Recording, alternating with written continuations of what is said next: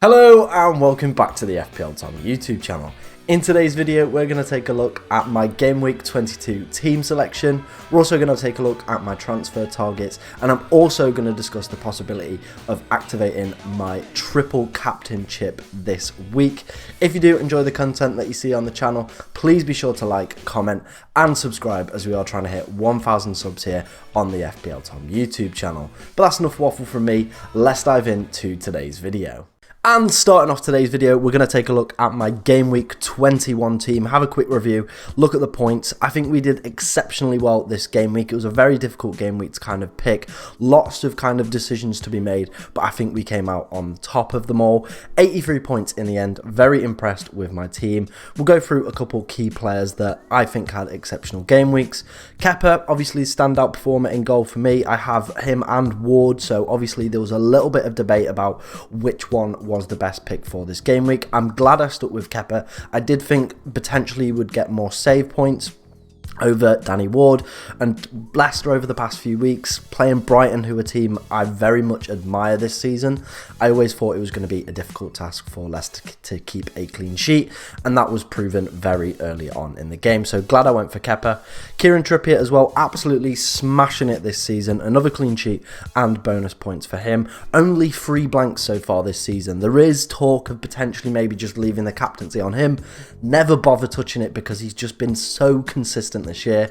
Personally, I don't like captain and defenders. I can't sit and watch a game of football and hope for like a 0-0 or like hope a team has a good defensive performance.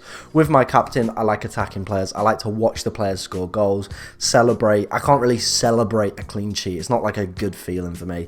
So I'll never ever captain a defender unless like some mad double comes up and, you know, I need to. But regular game weeks, we're just always going to go with attackers.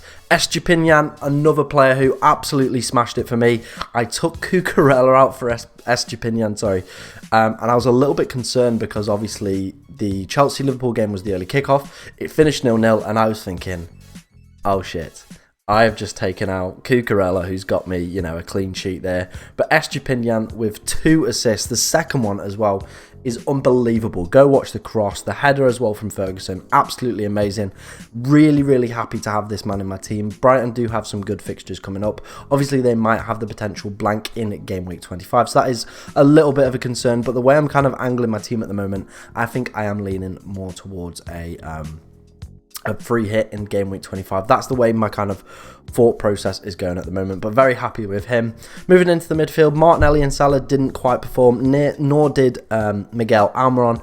Rashford with a goal against Arsenal as well. Very happy to have him in my team, especially with the doubles coming up. Moving into the front line as well, Harry Kane, another player that I did bring in 2 weeks ago. Very happy to have him in my team. Again, another consistent performer like Kieran Trippier. Very, very consistent in his point scoring. Very happy to have him in my team with all kind of the midfield higher assets kind of blanking at the moment. So, you know, Kane goal, he's always involved somehow with Spurs. As well, I got the captaincy choice right this week. There was kind of a thought process going into my mind into this game week. Do I go Kane?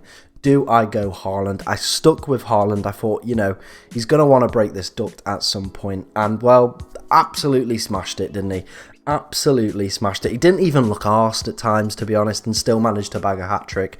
That's his 4th now for the season, only 1 behind Alan Shearer to like go level with 5 for the record. Do you think he can do it? Let me know down in the comments below. I think he's going to absolutely smash it at some point, so fair play to him. But that was my Game Week 21 team. As you can see, 83 points, a total of 1,263 points, and a good, nice little rank increase there from about 550 we were before this game week, now into 472. We're slowly climbing our way back up after a little bit of a dismal start, but we're slowly getting ourselves back up there. I do still think the kind of top 100k finish is definitely on, especially considering we do have all our chips left to play. But that was the Game Week 21 team. Now let's look at some transfer targets that I'm looking to bring into my team for Game Week 22.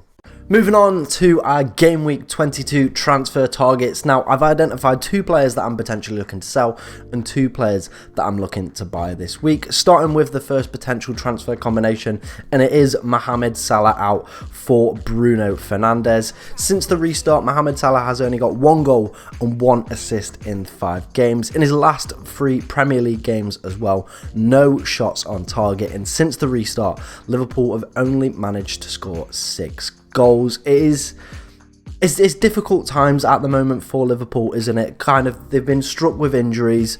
The new players kind of haven't had time to fit in either, obviously Cody Gakpo's, etc., players like that. And I just think Salah doesn't quite look the same player that he was last season or the season before that. He's just not justifying his price, is he? Especially in 5 games, 1 goal, 1 assist at 12.8 million.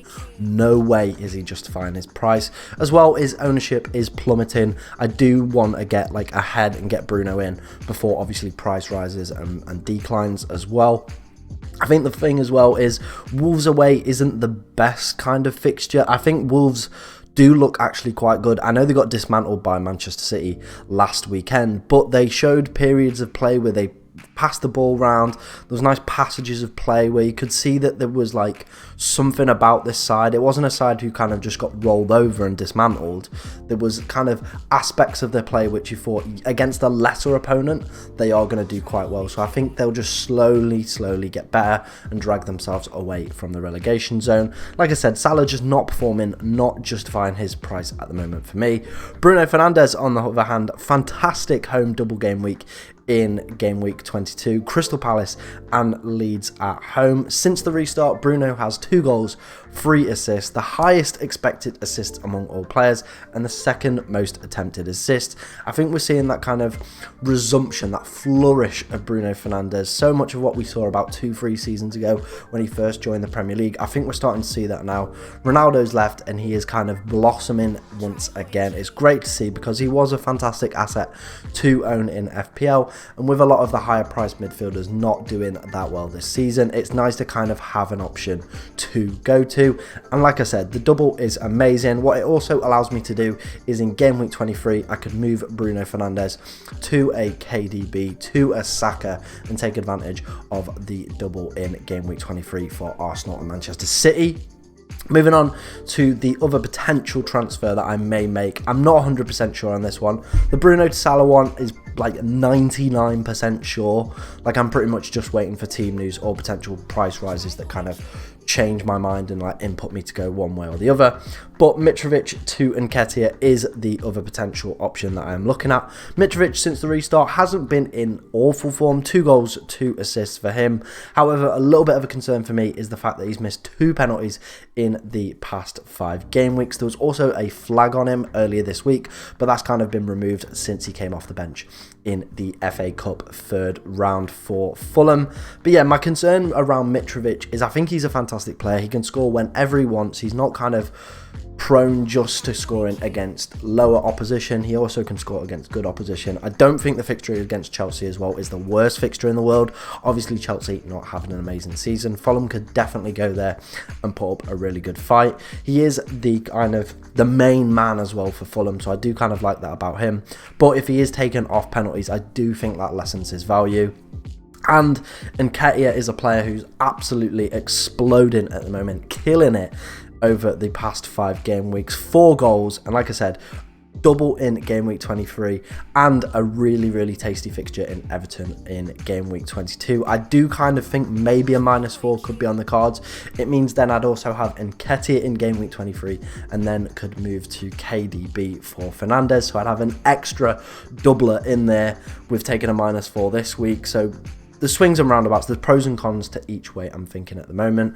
But had a great performance against Manchester United, did Nketiah. The second highest XG as well in the league, only behind Erling Haaland. So it is kind of running through my mind at the moment, but I'm not overly, keen to take Mitrovic out, especially for a -4 as well. Let me know down in the comments below what you think I should potentially do here. I think the obvious transfer is go for Salah and Fernandes. That's kind of going to happen. That's 99% confirmed. The other one is, do we take the -4 and get Mitrovic out and Nketiah in? Let me know down in the comments below, and let me know what your transfer plans are for game week 22. But those were my transfer plans. Let's look at how the team is lining up for game week 22. So here is the team that we are lining up with in game week 22. We'll have a quick run through, and then any key players that I am going to identify, we'll have a little bit of a longer discussion. Kepa in goal, like I said, I'm not too kind of interested in playing Danny Ward at the moment. Leicester just aren't there as a team, and yeah, I don't just fancy them at Villa away. Villa have actually been in quite good form since the restart as well. I think Kepa could potentially get some more save points, hopefully a few more bonuses, and if he can get the clean sheet, that would be great. Kieran Trippier in there, obviously, you know, Newcastle are absolutely smashing it at the moment. Estupinian as well, another player that, like last week, absolutely exploded for me. Really happy to have him in for this game week as well against Bournemouth at home, who have only managed to score 1 goal since the restart. So hopefully, fingers crossed, that is a clean sheet locked in there for Brighton. Moving on to our final defender, Luke Shaw, the double, Crystal Palace and Leeds. We've already spoke about. Fantastic double, 2 home games for Manchester United. Been very good defensively as well since the resumption after the World Cup. Very happy to have him in my side. Martinelli in midfield as well. I'm not too sure about him at the moment. Obviously came off in around the 70th minute for Trossard. With Emile Smith-Rowe being back as well, I am a little bit concerned. I'm going to keep them in just for the double in game week 23, but I do think the switch to potentially Martin Odegaard is one that I am considering doing, because Odegaard, captain, looks more nailed than Martinelli with this increased chance of rotation as well. European football coming back as well for Arsenal, the Europa League, so I do think we are going to see a lot more rotation within their side, and I think Martinelli is going to be one of those players that is going to kind of see his minutes reduced due to that. So I think long term Martinelli is going to be a player that I'm going to be looking to move out of the team, but for the next few game weeks I'm happy to have him in. Bruno Fernandes, like the player we said, we're replacing Mohamed Salah with Bruno Fernandes. That transfer is about 99% secured. Like I said, Bruno in really good form, starting to blossom again, what we want to see. Moving on to the man in midfield as well. He's provisionally got the TC next to his name, triple captain. It is Marcus Rashford, the joint highest scoring player since the restart. 5 goals, 1 assist in purple patch, bringing back the form of old Marcus Rashford. It's so good to see, because he's a player who just plays with a big smile on his face, and it's absolutely fantastic to see. Great player to own in FPL as well. Scored in his 4 last home Premier League matches as well. And you know what? Just absolutely killing it at the moment. Really good double as well, especially with that home record that Marcus Rashford does have. Crystal Palace and Leeds as well haven't been in the best form, so I fully want to take advantage of that. My only concern with kind of triple captaining Marcus Rashford is a fallacy called the hot hand fallacy. It's something that kind of implies in basketball mainly. And it's around when players constantly keep scoring free throws and the crowd believes, or the player believes, that this is just going to keep happening. It's something that's just going to keep going, and, you know, nothing can change. Well, you know, life doesn't work like that. So there is kind of that in my mind at the moment. Am I looking into Marcus Rashford's form too much? Is there going to be at some point like just a game where he does nothing? You know, this is the big concern for me. I've got to kind of just keep this in my mind. Is he going to be able to keep performing to the levels? Is he worth triple captaining this week, or do I save it for a later game week, maybe next week, or do I save it for an even further game week down the line when we get more doubles announced? That is the question. I do think he's a really good option to go for this week. That's why I've put it on him at the moment. But this hot hand fallacy, just go Google it if you're unsure. Kind of my definition wasn't the best, but if you're unsure and you want a little bit more clarity around what that means, it's kind of just when a player keeps doing the same thing and you expect that same thing to keep happening. I'm not 100% sure it's going to happen. I'd love it to. But yeah, I'm about 75% sure I'm going to triple captain him for this game week, but we will see.